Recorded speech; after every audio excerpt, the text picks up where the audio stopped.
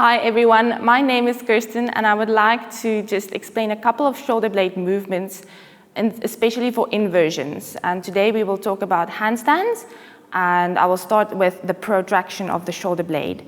The other name for a shoulder blade is the scapula, and so you want the scapula to be able to move on the upper back. So when you are on your hands and knees, you want to have the feeling of pushing the mat away. So that will create space between my shoulder blades. The opposite will be retraction, or the depression of the chest. So the shoulder blades will touch.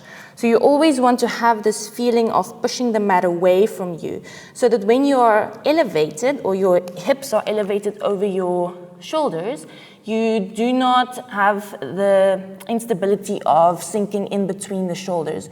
You always want to have this activation of the feeling of pushing the mat away. So these tiny movements is very good prep for handstand.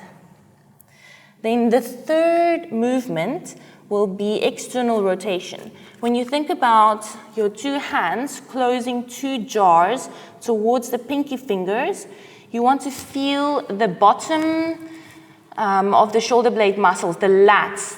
Those are the muscles that keep the shoulder blade stabilized. You want to activate them and feel them locking in. So feel as if your hands are gently turning out, or your arms are turning out towards the pinkies. And it looks like this.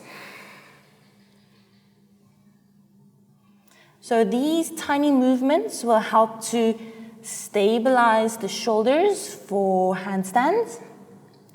So you always want to feel protraction, elevation. Elevation is when you lift the shoulders or the arms next to the ears, and it looks like this.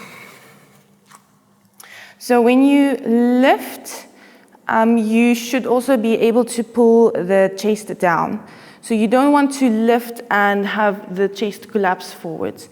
You want to lift, chest down, lift, chest down, lift. So you want to open up this angle of the shoulder. So the bigger the elevation and the deeper the protraction and the more intense the external rotation, the more stable and strong your handstand will be. Okay, see you next time.